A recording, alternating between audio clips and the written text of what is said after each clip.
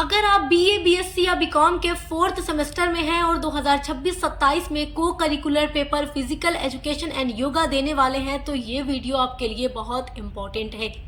जो भी हमारे बच्चे बीए, बीएससी, बीकॉम के 4th सेमेस्टर में फिजिकल एजुकेशन एंड योगा का पेपर देंगे उनके लिए मैं लेकर आ गई हूँ पूरा का पूरा एग्जाम का क्वेश्चन पेपर, जिसमें मैं आपको वो सारे इम्पोर्टेंट एमसीक्यूज बताने वाली हूँ जो इस बार आपके यूनिवर्सिटी में पूछा जाएगा। आप किसी भी यूनिवर्सिटी से पढ़ाई करते हैं, अगर आपका को करिकुलर पेपर होगा 4th सेमेस्टर में तो फिजिकल एजुकेशन एंड योगा का ही पेपर होगा। तो वीडियो में एंड तक बने रहिएगा, क्योंकि मात्र ये एक वीडियो आपको पूरा नंबर दिलाएगी। आपको इसके बाद दूसरा कोई भी वीडियो देखने की जरूरत नहीं पड़ेगी। तो चलिए वीडियो स्टार्ट करते हैं। आपका पहला इम्पोर्टेंट क्वेश्चन है, पौराणिक खेल कौन सा नहीं है। तो देखिए, पौराणिक खेल कौन सा नहीं है आपसे पूछ रहा है, यानी एंशिएंट स्पोर्ट कौन सा नहीं है। तो फुटबॉल जो है ये पौराणिक खेल नहीं है, बाकी गिल्ली डंडा, कंचा, स्टेचू ये पौराणिक खेल हैं। तो पौराणिक खेल फुटबॉल नहीं है। ऑप्शन नंबर 4 आपका राइट है। अगला क्वेश्चन है, मनोरंजन के आयोजन में सबसे महत्वपूर्ण कारक क्या है। तो देखिए, मनोरंजन के आयोजन में जो सबसे महत्वपूर्ण कारक है वो सुविधाएं होंगी। ऑप्शन नंबर 4 आपका राइट है। क्वेश्चन नंबर 3 आपका है, शारीरिक शिक्षा की आवश्यकता क्यों है। तो शारीरिक शिक्षा की आवश्यकता क्यों पड़ती है। तो देखिए, शारीरिक, मानसिक एवं नैतिक मूल्यों के विकास के लिए शारीरिक शिक्षा की आवश्यकता पड़ती है। तो ऑप्शन नंबर 1 आपका राइट है। ये सारे एमसीक्यूज हर साल हर यूनिवर्सिटी के एग्जाम में पूछे जाते हैं, तो आप इन क्वेश्चंस को अच्छे से तैयार रखिएगा। और इसके अलावा भी मैंने कई मॉडल पेपर की वीडियोस अपलोड की हुई है, तो आप उन वीडियोस को भी देख सकते हैं, क्योंकि बच्चे जो हैं वो चाहते हैं कि तैयारी हमारी बेस्ट हो। तो इसके लिए हम लगातार आपके लिए वीडियोस प्रोवाइड कर रहे हैं, तो आप अच्छे से वीडियोस को देखकर तैयारी करते रहिए। वैसे आप केवल ये एक वीडियो भी देखकर एग्जाम देने चले गए तो भी आपकी तैयारी बेस्ट होगी, क्योंकि इसमें जो भी क्वेश्चंस पूछे गए हैं वो बहुत ही ज़्यादा इम्पोर्टेंट हैं और हर यूनिवर्सिटी के एग्जाम में ये बार बार रिपीट होते हैं। आपका अगला क्वेश्चन है, फिटनेस का अर्थ क्या है। तो फिटनेस होती क्या है। तो देखो, बिना थके प्रतिदिन की गतिविधियों को पूरा करना। अगर हम बिना थके प्रतिदिन जो जो हमें काम करना है हम उनको एकदम अच्छे से पूरा करें और हमें कोई थकान ना हो, तो ये फिटनेस है। हम एकदम फिट हैं तभी तो हम कर पा रहे हैं। अगर हम थक जाएंगे और नहीं कर पाएंगे तो इसका मतलब हम फिट नहीं है। तो फिटनेस का मतलब है बिना थके प्रतिदिन की गतिविधियों को पूरा करना। ऑप्शन नंबर 1 आपका राइट है। आपका 5वां वेरी इंपॉर्टेंट क्वेश्चन है, शारीरिक फिटनेस का क्या महत्व है। तो देखिए, जो शारीरिक फिटनेस होती है वो वजन को नियंत्रित करता है। दूसरा ऑप्शन है दिल को स्वस्थ रखता है। तीसरा ऑप्शन है स्ट्रोक कम करता है। तो शारीरिक फिटनेस का ये सभी महत्व है। तो ऑप्शन नंबर 4 उपरोक्त सभी आपका सही उत्तर है। अगला इम्पोर्टेंट क्वेश्चन है, स्वास्थ्य को प्रभावित करने वाला कारक क्या है। तो देखिए, जो दैनिक खान पान होता है वो स्वास्थ्य को प्रभावित करता है। अगर हम थोड़ा सा भी ज्यादा तेल युक्त पदार्थ खा लें, थोड़ा सा वसा वाला खा लें, तो देखा कीजिए क्या होता है, पेट खराब हो जाता है। ज्यादा ऑयली चीजें खा लेते हैं तो जो खान पान होता है ना वो हमारे स्वास्थ्य को प्रभावित करता है। तो ऑप्शन नंबर 4 आपका राइट है। आपका अगला इम्पोर्टेंट क्वेश्चन है, स्वास्थ्य संबंधी फिटनेस के घटक हैं। तो मांसपेशी शक्ति जो है स्वास्थ्य संबंधी फिटनेस का घटक है। ऑप्शन नंबर 1 आपका राइट है। अगला इम्पोर्टेंट क्वेश्चन है, वेलनेस का अर्थ है। तो वेलनेस का मतलब होगा मन, आत्मा और शरीर को स्वस्थ रखना। ऑप्शन नंबर 2 आपका राइट है। आप फटाफट से अपने एमसीक्यूज को देखिए, राइट आंसर को देखिए और एग्जाम देने चले जाइए। सारा यही एमसीक्यू आपके एग्जाम में आने वाला है। आपका अगला इम्पोर्टेंट क्वेश्चन है, मोटापा किससे मापा जाता है। तो मोटापा को मापा जाता है बॉडी मॉस इंडेक्स से। तो यहाँ पर पूरा नाम तो नहीं दिया गया है बॉडी मॉस इंडेक्स का, लेकिन BMI दिया गया है, यानी body mass index. Option number 3 आपका राइट है। अगला इम्पोर्टेंट क्वेश्चन है, मोटापे का लक्षण क्या है। मोटापे का लक्षण होगा सांस जल्दी फूलना। देखो, सांस जल्दी फूलने लगे तो ये मोटापे का लक्षण है। मोटे लोग थोड़ा सा चलते हैं तो उनकी सांस फूलने लगती है, जो बहुत ज्यादा मोटे होते हैं। तो ऑप्शन नंबर 3 आपका राइट है। आपका अगला इम्पोर्टेंट क्वेश्चन है, वजन बढ़ने का कारण क्या है। तो देखिए, थायराइड आपका ऑप्शन नंबर 1 राइट होगा। अगला क्वेश्चन है, पक्षाघात क्या होता है, यानी स्ट्रोक क्या होता है। तो जो मस्तिष्क होता है, जो ह्यूमन मस्तिष्क होता है उसमें जो ब्लड होता है, रक्त की आपूर्ति रुक जाती है, यानी ब्लड वहां तक पहुंच नहीं पाता, तो वही पक्षाघात होता है। ऑप्शन नंबर 2 आपका राइट है। आपका अगला इंपॉर्टेंट क्वेश्चन है, तनाव कितने प्रकार के होते हैं। तो देखिए, तनाव जो है वो सकारात्मक भी होते हैं, नकारात्मक प्रकार के भी होते हैं, तो इसलिए ऑप्शन नंबर 3 आपका राइट होगा, सकारात्मक एवं नकारात्मक। अगला इंपॉर्टेंट क्वेश्चन है, तनाव क्या है, यानी टेंशन क्या होता है। तो जो मन स्थिति है उसमें उपजा विकार जो होता है वो तनाव कहलाता है। ऑप्शन नंबर 2 आपका राइट है। अगला इंपॉर्टेंट क्वेश्चन है, निम्नलिखित में कौन सा तनाव का स्रोत है।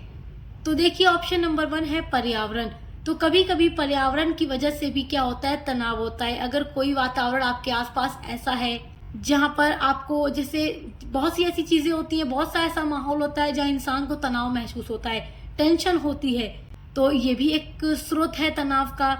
सामाजिक तनाव भी तनाव का एक स्रोत है, शारीरिक तनाव भी तनाव का स्रोत है। तो ऑप्शन नंबर 4 उपर्युक्त सभी आपका राइट आंसर है। अगला इंपॉर्टेंट क्वेश्चन है, निम्नलिखित में से कौन नकारात्मक तनाव उदाहरण है। तो कौन सा नकारात्मक तनाव का उदाहरण है।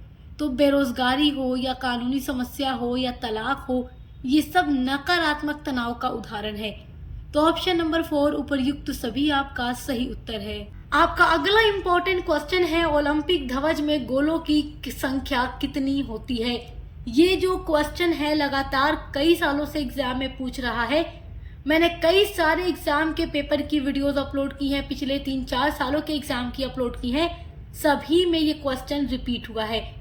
देखिए, ओलंपिक ध्वज में जो गोलों की संख्या होती है वो 5 होती है। तो ऑप्शन नंबर 2 आपका राइट है। अगला इंपॉर्टेंट क्वेश्चन है, द्रोणाचार्य अवार्ड किसको दिया जाता है। तो आपने वीडियो अगर देखी होगी, जो मैंने और भी पेपर की वीडियोस अपलोड की हैं, तो उसमें भी ये क्वेश्चन पूछा गया है, द्रोणाचार्य अवार्ड किसको दिया जाता है। तो देखिए, जो खिलाड़ी होते हैं, खिलाड़ी को जो सिखाने वाला कोच होता है, सर्वश्रेष्ठ जो उनके गुरु होते हैं, जो उनको प्रशिक्षित करते हैं, अच्छा खेलना सिखाते हैं, उनको द्रोणाचार्य अवार्ड दिया जाता है। तो यहाँ पर आपका जो सही उत्तर होगा वो सर्वश्रेष्ठ गुरु ही होगा। ऑप्शन नंबर 3 राइट है। मगर यहाँ पर ये मत समझ लीजिएगा कि जो स्कूल कॉलेज के टीचर हो रहे हैं उनकी बात हो रही है, यहाँ पर खिलाड़ियों की बात हो रही है। तो ऑप्शन नंबर 3 आपका सही उत्तर है। आपका अगला इंपॉर्टेंट क्वेश्चन है, बास्केटबॉल में मैच की शुरुआत कैसे होती है।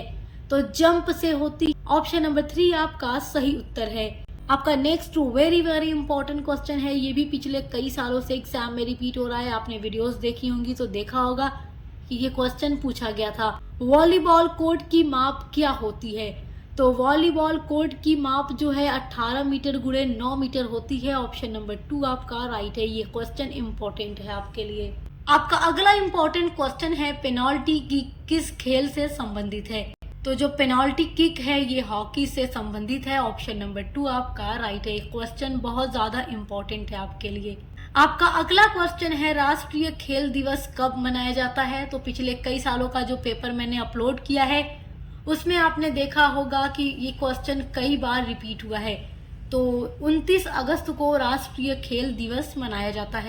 केवल जितनी मैं वीडियोस अपलोड कर रही हूँ आपके लिए और जो कुछ मैं आपको बता रही हूँ, अगर आप केवल उतना ही पढ़कर चले जाते हैं तो आप समझिए कि जो आपकी तैयारी है वो 101% बेस्ट होगी।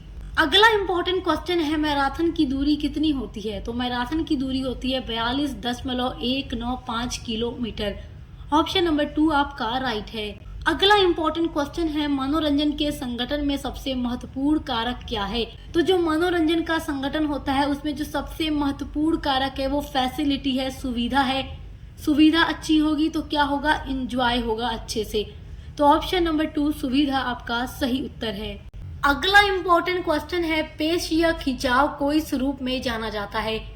तो जो पेश या खिंचाव है उसको और किस रूप से जाना जाता है, तो उसको मोच के रूप में जाना जाता है। तो ऑप्शन नंबर 1 आपका राइट है। अगला इंपॉर्टेंट क्वेश्चन है, महाविद्यालय में शारीरिक शिक्षा की जागरूकता का मुख्य माध्यम क्या है। तो महाविद्यालय में शारीरिक शिक्षा की जागरूकता के मुख्य माध्यम जो होते हैं वो वहाँ के टीचर होते हैं, शिक्षक होते हैं। तो ऑप्शन नंबर 4 आपका राइट है, शिक्षक। अगला इंपॉर्टेंट क्वेश्चन है, कौन सी अंतःस्रावी ग्रंथि परिपक्वता के बाद बहुत छोटी हो जाती है। तो वो ग्रंथि है थाइमस ग्रंथि। ऑप्शन नंबर 1 आपका राइट है। आपका अगला इंपॉर्टेंट क्वेश्चन है, शरीर की सबसे लंबी पेशी है। तो शरीर की सबसे लंबी जो पेशी है वो सार्टोरियस है। ऑप्शन नंबर 1 आपका राइट है। आपका अगला इम्पोर्टेंट क्वेश्चन है, मानव शरीर में कितनी प्रमुख लाल ग्रंथियां होती हैं? तो 6 प्रमुख लाल ग्रंथियां होती हैं। ऑप्शन नंबर 2 आपका राइट है। आपका अगला इम्पोर्टेंट क्वेश्चन है, सर्वप्रथम LNUPE की स्थापना कहाँ की गई? तो इसकी स्थापना सर्वप्रथम यानी सबसे पहले ग्वालियर में की गई। ऑप्शन नंबर 2 आपका राइट है। आपका नेक्स्ट वेरी इंपॉर्टेंट क्वेश्चन है, हृदय के पेसमेकर का कार्य होता है? तो हृदय के पेसमेकर का क्या काम होता है? इसका काम होता है मानव हृदय की धड़कन प्रारंभ करना। ऑप्शन नंबर 2 राइट है। ये क्वेश्चन आपके लिए बहुत ज्यादा इम्पोर्टेंट है। आपका अगला इम्पोर्टेंट क्वेश्चन है, लब डब ध्वनि किस क्रिया के कारण उत्पन्न होती है? तो लब डब जो ध्वनि है वो हृदय की क्रिया के कारण उत्पन्न होती है। ऑप्शन नंबर 2 आपका राइट है। ये क्वेश्चन भी आपके लिए इम्पोर्टेंट है। आपका next very very most important question है, 1 मिनट में मनुष्य का हृदय औसतन कितनी बार धड़कता है? पिछले कई सालों से एग्जाम में पूछ रहा है। तो देखिए, 1 मिनट में जो मनुष्य का हृदय है वो आप तो बचपन से याद करते आ रहे हैं और आपको अच्छे से याद होगा, 72 टाइम्स यानी कि 72 बार धड़कता है 1 मिनट में। ऑप्शन नंबर 2 आपका राइट है। अगला वेरी इंपॉर्टेंट क्वेश्चन है, मानव हृदय तक अशुद्ध रक्त कौन पहुंचाता है? तो मानव हृदय तक जो अशुद्ध रक्त होता है वो पहुंचाने का काम करती है फेफड़े की जो धमनियां होती हैं। ऑप्शन नंबर 2 आपका राइट है। अगला इम्पोर्टेंट क्वेश्चन है, दिल का दौरा किस कारण से होता है? यहाँ 4 ऑप्शन दिया गया है। अब आपको बताना है कि जो दिल का दौरा होता है वो किस वजह से होता है। तो हृदय में रक्त की आपूर्ति रुक जाने से, यानी कि जो ह्यूमन हार्ट होता है, हृदय होता है, उसमें अगर ब्लड की आपूर्ति रुक जाएगी, वहां तक नहीं पहुंच पाएगा, तो क्या होगा? दिल का दौरा हो सकता है। ऑप्शन नंबर 2 आपका राइट है। आपका अगला इम्पोर्टेंट क्वेश्चन है, मनुष्य में कुल कितने जोड़े कपालीय तंत्रिकाएं होती हैं? तो मनुष्य में 12 जोड़े कपालीय तंत्रिकाएं होती हैं। ऑप्शन नंबर 2 आपका राइट है। आपका अगला इम्पोर्टेंट क्वेश्चन है, मानव मस्तिष्क का कौन सा भाग मुख्य रूप से चिंतन के लिए जिम्मेदार है? तो अग्र मस्तिष्क जो है ये जिम्मेदार है। ऑप्शन नंबर 2 आपका राइट है। अगला आपका इम्पोर्टेंट क्वेश्चन है, मानव मस्तिष्क का वजन कितना होता है?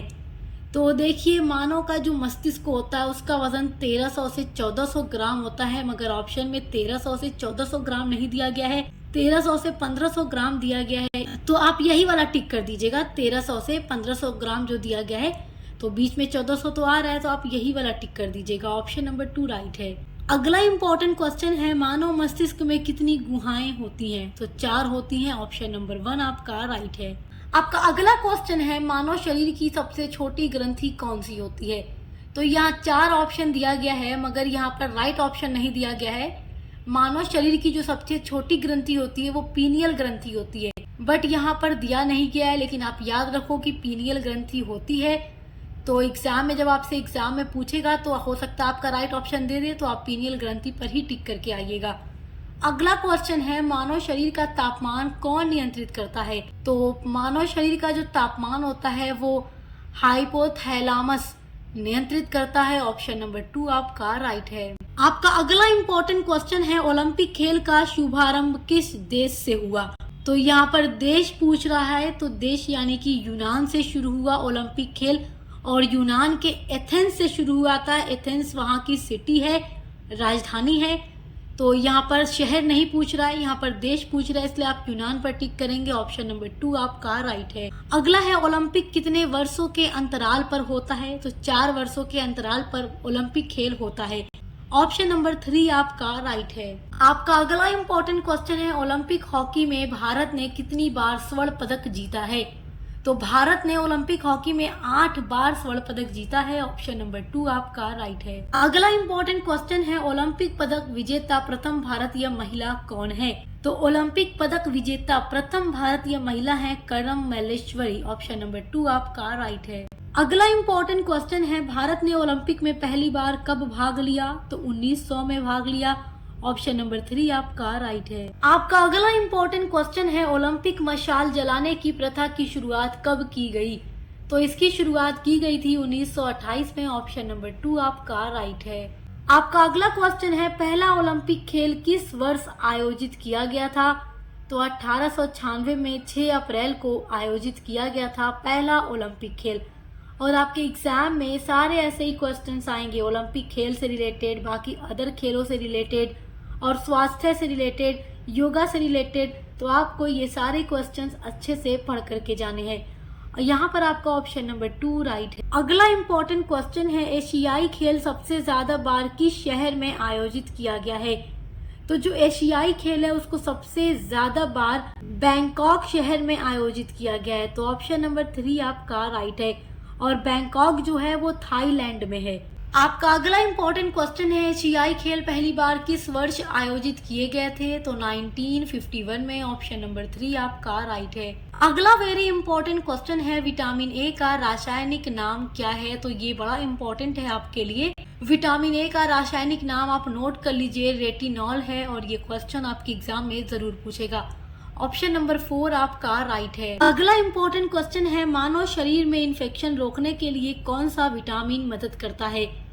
तो विटामिन सी जो है वो मानव शरीर में इन्फेक्शन को रोकने के लिए मदद करता है। ऑप्शन नंबर 3 आपका राइट है। अगला इम्पोर्टेंट क्वेश्चन है, निम्नलिखित में से कौन विटामिन ए का सर्वोत्तम स्रोत है? तो गाजर जो है विटामिन ए का सर्वोत्तम स्रोत है। ऑप्शन नंबर आपका 1 राइट होगा। अगला इम्पोर्टेंट क्वेश्चन है, रतौंधी किस विटामिन की कमी से होता है? तो रतौंधी रोग विटामिन ए की कमी से होता है। और विटामिन ए सबसे ज्यादा गाजर में पाया जाता है, तो इसलिए गाजर को खाते रहना चाहिए। और रतौंधी रोग से क्या होता है? ये आंखों का अंधापन। तो ऑप्शन नंबर यहाँ पर आपका ए राइट होगा। रतौंधी जो है विटामिन ए की कमी से होता है। अगला क्वेश्चन है, विटामिन ए की कमी के कारण क्या होता है? तो देखो अब वही क्वेश्चन 2 तरीके से पूछ रहा है। तो कभी कभी एग्जाम में ऐसा होता है कि कोई क्वेश्चंस कई बार रिपीट हो जाता है, कई तरीके से घुमा कर पूछ लेता है। तो ऐसे क्वेश्चंस आ जाते हैं तो बच्चों के लिए फायदा ही हो जाता है, क्योंकि एक ही क्वेश्चन कई बार आता है तो आप इजिली टिक करके अपना नंबर पा सकते हो। तो रतौंधी यहाँ पर आपका सही होगा। Option number 4। अगला इम्पोर्टेंट क्वेश्चन है, विटामिन बी का रासायनिक नाम क्या है? तो विटामिन बी का रासायनिक नाम है थायमीन।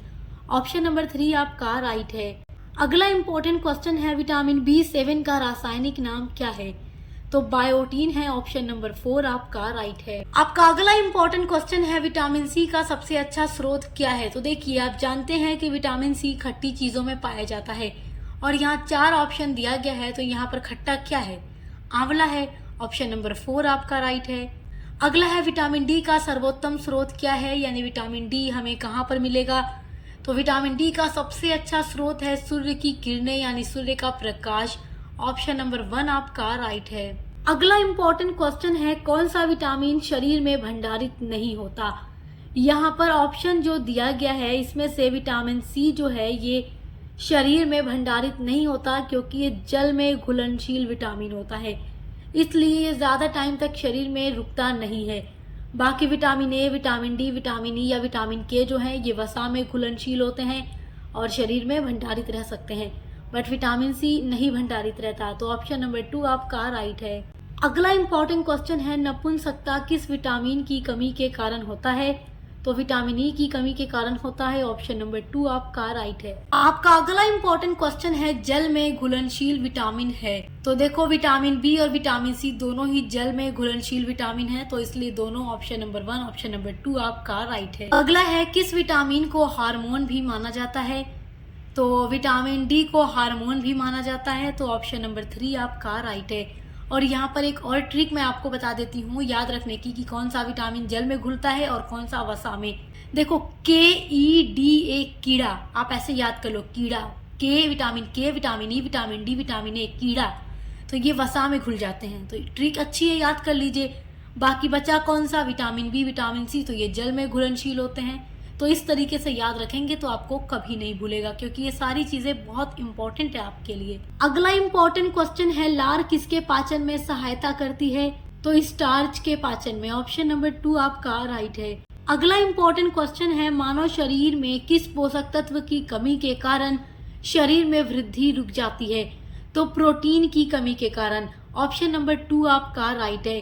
और प्रोटीन हमें किस में मिलता है? दाल में मिलता है, सोयाबीन में मिलता है और अंडा में मिलता है, मांस वगैरह में भी मिलता है, तो और सब्जियों में भी मिलता है। तो ये सारी चीज़ें हमें खानी चाहिए ताकि हमें प्रोटीन मिल सके और हमारे शरीर की वृद्धि रुके ना, क्योंकि जो टूटे फूटे ऊतक होते हैं शरीर के अंदर, उनका निर्माण, उनकी मरम्मत प्रोटीन के माध्यम से होती है। तो ऑप्शन नंबर 2 आपका राइट है। आपका अगला इंपॉर्टेंट क्वेश्चन है, सब्जियों से मुख्यतः हमें क्या प्राप्त होता है? पहला है आयरन, दूसरा है विटामिन, तीसरा है कैल्शियम, चौथा है प्रोटीन। देखो, जो आयरन होता है ना, ये भी हरी सब्जियों में मिलता है, जैसे कि पालक वगैरह में जो हरी सब्जियां होती है उसमें आयरन मिलता है। उसके अलावा जो विटामिन है वो हमें सभी सब्जियों में प्राप्त होता है। कैल्शियम ये तो हमें दूध में मिलता है, प्रोटीन अंडा और दाल वगैरह में मिलती है। तो यहाँ पर सब्जियों में मुख्यतः हमें क्या मिलता है? तो विटामिन ही हमारा सही उत्तर होगा, ऑप्शन नंबर 2। लेकिन अगर आपसे पूछ दे पालक में या हरी सब्जियों में, तो आप आयरन को टिक कर सकते हैं।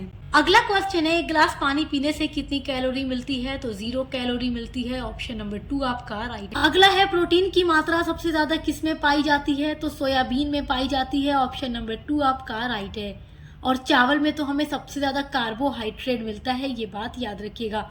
और प्रोटीन हमें सोयाबीन में मिलती है, दाल में भी मिलती है, मगर यहाँ सबसे ज्यादा पूछ रहा है तो सोयाबीन में मिलती है। अगला इम्पोर्टेंट क्वेश्चन है, टाइफाइड से शरीर का कौन सा अंग प्रभावित होता है? तो टाइफाइड से मानव शरीर का आंत जो है ये प्रभावित होती है, ऑप्शन नंबर 4 आपका राइट है। ये भी हर साल एग्जाम में पूछता है। और ये वाला क्वेश्चन भी पूछता है, देखिए, मानव शरीर का कौन सा भाग पीलिया में दुष्प्रभावित होता है? तो पीलिया में यकृत प्रभावित होती है और टाइफाइड में आंत प्रभावित होती है। तो यहाँ पीलिया में पूछ रहा है, तो ऑप्शन नंबर 4 आपका यकृत सही उत्तर है। अगला इम्पोर्टेंट क्वेश्चन है, किस तत्व की कमी के कारण थायराइड घेंगा रोग बन जाता है? तो आयोडीन की कमी के कारण जो थायराइड होता है वो घेंगा रोग बन जाता है, ऑप्शन नंबर 4 आपका राइट है। अगला इम्पोर्टेंट क्वेश्चन है, हैजा का क्या कारण है? तो हैजा का कारण है जीवाणु, ऑप्शन नंबर 2 आपका राइट है। अगला क्वेश्चन है, निम्नलिखित में से कौन सा स्कर्वी रोग के इलाज में उपयोगी है? तो स्कर्वी रोग विटामिन सी की कमी के कारण होता है, और विटामिन सी जो है हमें खट्टी चीजों में मिलता है। तो यहाँ 4 ऑप्शन दिया गया है, इसमें से खट्टा कौन सा है? आंवला है, ऑप्शन नंबर 3 आपका राइट है। अगला इम्पोर्टेंट क्वेश्चन है, निम्नलिखित में से कौन सा कैफोसिस का कारण नहीं है? तो मोटापा नहीं है, ऑप्शन नंबर 3 आपका राइट है। अगला है, अंतर्राष्ट्रीय योग दिवस किस तिथि को मनाया जाता है? ये पिछले कई सालों से एग्जाम में रिपीट हो रहा है।